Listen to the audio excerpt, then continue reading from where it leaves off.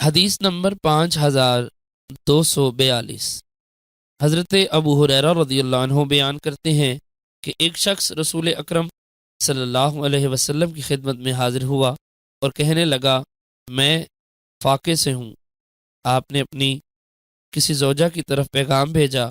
انہوں نے جواب دیا اس ذات کی قسم جس نے آپ کو حق کے ساتھ بھیجا ہے، میرے پاس صرف پانی ہے۔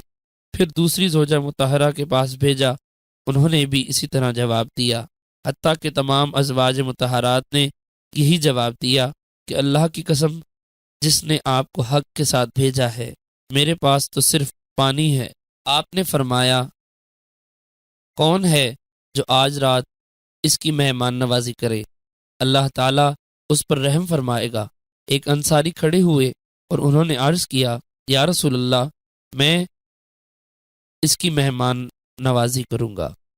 وہ شخص اس مہمان کو اپنے گھر لے گیا اور اپنی بیوی سے پوچھا کیا تمہارے پاس کچھ ہے؟ اس نے کہا نہیں، صرف بچوں کا کھانا ہے، بچوں کو کسی چیز سے بہلا دو اور جب ہمارا مہمان داخل ہو تو چراغ بجھا دینا اور اس پر یہ ظاہر کرنا کہ ہم بھی اس کے ساتھ کھا رہے ہیں۔ جب وہ کھانا کھانے لگے تو اٹھ کر چراغ بجھا دینا۔ راوی فرماتے ہیں وہ سب بیٹھ گئے اور مہمان نے کھانا کھایا۔ صبح ہوئی، وہ رسول اکرم صلی اللہ علیہ وسلم کی خدمت میں حاضر ہوئے۔ رسول اکرم صلی اللہ علیہ وسلم نے فرمایا تم نے مہمان کے ساتھ جو حسن سلوک کیا اللہ تعالیٰ اس پر بہت خوش ہوا۔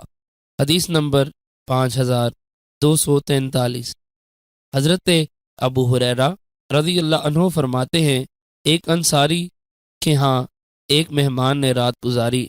اس انصاری کے پاس صرف اپنا اور بچوں کا کھانا تھا۔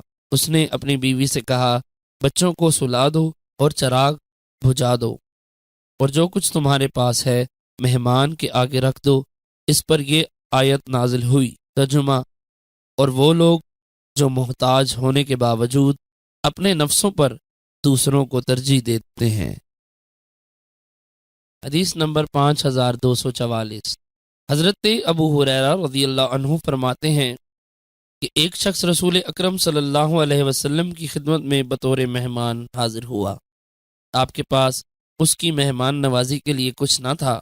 آپ نے فرمایا کوئی شخص ہے جو اس شخص کی مہمان نوازی کرے، اللہ تعالیٰ اس پر رحم فرمائے گا۔ انصار میں سے ایک شخص اٹھا جسے ابو طلحہ کہا جاتا تھا، وہ اسے اپنے گھر لے گیا۔